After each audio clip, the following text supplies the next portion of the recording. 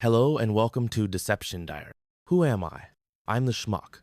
I am the last one to know. I am the aggrieved. I am the wronged. People talk about forgiveness. How forgiving washes your soul of the bile of hate. How forgiveness allows one closure. With forgiveness, they say, you can rebuild. I, however, ain't in a forgiving mood. I've been discovering a lot of things about myself of late. I, for example, am not a mushroom. See, it turns out I don't like being fed garbage or kept in the dark or that new age corporate crap. La la la, we must all go along to get along. Balderdash, nope, I am not just going along. No more. Nada, zip, no, cha-cha. Nor am I going to get along. I am certain I can't get past this. In the past, I let stuff roll off me, like water off a duck's back. After this fun little ride, I will get my pound of flesh. Then I might forgive. I wouldn't advise you to go to Vegas and bet the rent money on it. As to moving on, that's easy to say, mind you. Not so easy extracting yourself from your whole life. How can you minimize your own suffering? From where I sit, that seems to be quite the trick. I'm 5'8". I carry more than a few extra pounds. I've never been thin. I was never an athlete. I'm equipped with broad shoulders and a barrel chest. I would have made a mean center linebacker with my build. But as I said, I never was, nor wanted to be, an athlete. I've always been a bit pudgy on the outside. Women have never drooled over me. At best, a gal might say, I'm cute. I'm not cute, by the way. However, on the inside, there is nothing pudgy about me. I have deep wells of determination, endurance, and strength that carry me on long after most would abandon their efforts. It is my superpower. I don't give up, and I don't quit. Now a little about what motivates me. Justice. As far as I can see, I am owed for all that I lost. I had it. Poof. Now it's gone, and he has it. I'd call that theft. Then there is the little fact that I really don't like to lose. Please allow me to rephrase that. If I give even the very smallest of a darn about something, then I hate to lose. I mean, I really hate to lose. Over the years, I have found that there are not a whole lot of lines I will not cross. Not to lose something I do give a darn about. Like I said, I really don't like to lose. So, I want some good old-fashioned justice. I'd like to go all Old Testament on the jerk's rear. I don't think that's too much to ask. As a reasoned, rational response to such a massive betrayal at my dear wife's hand, I have no problem seeing bridges burnt. Now I do have some hard stops, like I really don't want to go to jail. But in this case, if need be, sure, I would do some time. Not a lot, maybe a year or two. I didn't start this, but I sure as hell was going to end it. Which brings me back to the subject of jerk. Thinking about it, he actually wasn't worthy of my time or attention. Nonetheless, here I am, spending my time and my money because he definitely has my attention. At this point, he pretty much is my to-do list. As maybe one can tell, on this one I do give a darn. He wasn't my friend, partner, or lover. He never lied to me. He didn't break any promises to me. But her? Which? Tick-tock, tick-tock, I said in a pretty loud voice at the locked door.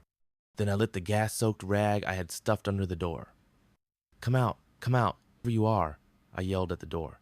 The smoke was billowing. I had to step back from the locked door. It was doing a great job of catching on fire. At least it was on my side of the door. I could hear screaming from the other side of the locked door. I heard glass shatter. Maybe they can tie the bed sheets together like a jailbreak and get to the ground.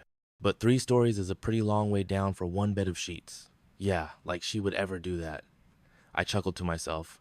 I used the fire extinguisher to put the fire out on my side of the door. Who knows what is going on the other side of the door. I screamed out, I'm coming for you, you cheating wench. I think they heard me, because I could hear her wailing. I kicked the smoldering door open, and the flame inside the room tried to jump past me. I used a second extinguisher to knock it back, then the third, in the room, to knock it out. I looked around the room. The damage wasn't too bad. I'd say it was singed. The bed was a mess, stripped of its sheets, their clothes scattered about the room. Now isn't that sweet? They were having champagne. I grabbed the bottle and guzzled me some champagne. Woo, baby, we're living large. They had, in fact, tied the bed sheet to the leg of the bed. I could see it trailing out the broken window. I walked over to the window and carefully looked out. Damn, and she was terrified of heights. Hell, get her on a high bridge, and she would wet herself. Yeah, it was a phobia kind of thing. Oh well. Yet, there they were, 2 nudes out on a ledge. She was doing a starfish imitation, trying to cling to the wall. The bed sheets fluttered in the wind, just out of their reach. She was screaming bloody murder. He didn't look too good either. They were standing on the 6-foot, well, maybe 5-foot, decorative ledge 2 stories up over the driveway. No access. That was about the time the news helicopter showed up. It pays to plan. I had called Channel 12. It's the Fox affiliate in town. They had an old-fashioned local television news outlook. If it bleeds, it leads. I came close. Fire in a flammable historic mansion turned bed and breakfast that was always booked months in advance. Strangely, the television in the room was turned on to Channel 12, so standing in the smoldering smoke-filled room, I could watch my frantic wife trying to hide her nudity from the chopper's spotlight while staying on the 4.5-inch ledge being whipped by the rotor wash of the helicopter. It made for pretty entertaining television. Well, at least for me. The fire department is arriving, a time I will be getting along. While the fire department was focused on my wife and her lover, I grabbed her lover's pants. I pulled out his car's key fob and wallet, stuffed them in my pants, then slipped out the door and headed down the back stairs. It was kind of weird to be gently descending in the ancient stairwell, listening to only the noise of my feet hitting every other tread, as insanity raged just mere meters from where I was. I reached the bottom of the stairs and then headed out the kitchen door. Once outside, I called her parents. I found her. She's at the old Miller bed and breakfast. I think she is trying to jump. Turn on Channel 12. I hung up before her father could say anything. I watched as a hook and ladder truck arrived and was moving into position. I saw 3 more helicopters circling trying to get great television. I took her lover's car key fob and started pushing its button. It was a high-dollar Mercedes that clicked and beeped. I climbed in and drove away. Man, this is a nice ride. I drove home and parked that sweet ride inside my garage. I started going through the glove box. Nothing too interesting. Now, in the trunk was his work computer with his notebook containing his passwords. The idiot was clearly old school. I took the laptop into my office and started looking to see what I could find. I struck gold in his emails. It sure was looking like he was not on the up and up, but who am I to say? I'm not an accountant, but it sure looked like he was running 2 sets of books for his company. As I said, I couldn't really make heads or tails, so I forwarded all the files to the IRS and the board of directors of his company. Then there were the beautiful shots of my wife, and then selfies that he took while being intimate with her. I texted those files to my wife's PTA, our church's bishop, and her high and mighty friends at the country club. Then I sent them to her sister, mom and dad, and her old grandmother.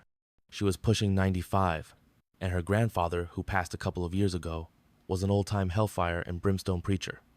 I wondered how she would take her granddaughter's adult films. I know some folks would ask why I would out myself as a humiliated husband. Well, I wasn't crazy. The television outed my status, so, wow. He has all his credit cards locked and loaded in his laptop. I always wanted to get a really nifty adult account or 30. Let's see. It had been a big day. I was tired. I think the adrenaline rush wore off an hour or 2 ago. I locked up the house and headed to bed. I had changed the locks earlier, so I felt I could sleep safely without her barging in. I figured she would be royally peeved. Knowing her, she was going to want to kill me. I drifted off to sleep with a smile on my face. I was right. I was awakened by pounding on my front door at about 2 a.m. It woke me up in a bad mood. I like to get my 8. I am just a jerk if I don't get my 8. I put in my earbuds and dialed up some soothing, smooth jazz. I couldn't hear the doorbell or the pounding on the door. Cool. I tried to go back to sleep. The next thing I know, a bunch of peeved-off cops are rocking my rear out of bed. Yes, they arrested me. I have a really great lawyer. He has been my lawyer for years and years. We met back in college. He was a wild man. We partied a lot back then. We raised our families together. I knew he would take care of things for me. They finally took me out of Gen Pop and up to the interrogation room. My lawyer Dirk was waiting inside for me. Good grief, Bob. You just gotta learn to let go. Nonsense, Dirk. She is cheating on me. I'm her husband, for goodness sakes. She is my wife, I said. Bob. Was your wife. Not your wife now and not your wife for more than 5 years. I was about to respond, but Dirk just raised his hand. Bob, she was your wife. You got a divorce. Damn, you gotta let it go, man. Your obsession is just sick. Look, they are going to throw the book at you on this one. Geez, man, it was her freaking wedding night, for God's sakes, he said, getting up from his chair. You are on your own. I'm done. I'm out. Don't call me. As Dirk walked out the door, he looked back at me and said, You need help. Seriously, Bob. You really need to get some professional help. All of that happened almost 5 years ago. After 5 years in lockup, occasionally in solitary, with the attending bumps and bruises, I can say with authority that I don't like being locked up. It stinks, it's been tough. As I lie in my bunk, I am having trouble sleeping. Tomorrow is my first shot at parole, so that has me a bit keyed up. The food stinks, I'm not even kidding about that. You do meet some folks, but it ain't high school. I do get somewhat better medical attention than I did outside. Outside, I didn't have a shrink, for example. My prison shrink runs several support groups. He has one group he calls his FUM group. It's not the group's official name, but when I thought about the group, they all were pretty fooled up men. Hence the name, I guess. There is Bone. He was a big rear dude. He is a father fooler. You really didn't want to mess with him, trust me. And there is Slug. He is a pain-focused bottom. He is actually in prison because he wants to be. That of course qualifies him as a fooled up man, I'd say. I get along best with Max. He doesn't do divorce, he says. It's against God's law or something. He's an until death kind of guy. He has had 4 wives. So I have a support group. I'm working on myself. I am goal setting. It is important to keep your eye on the ball.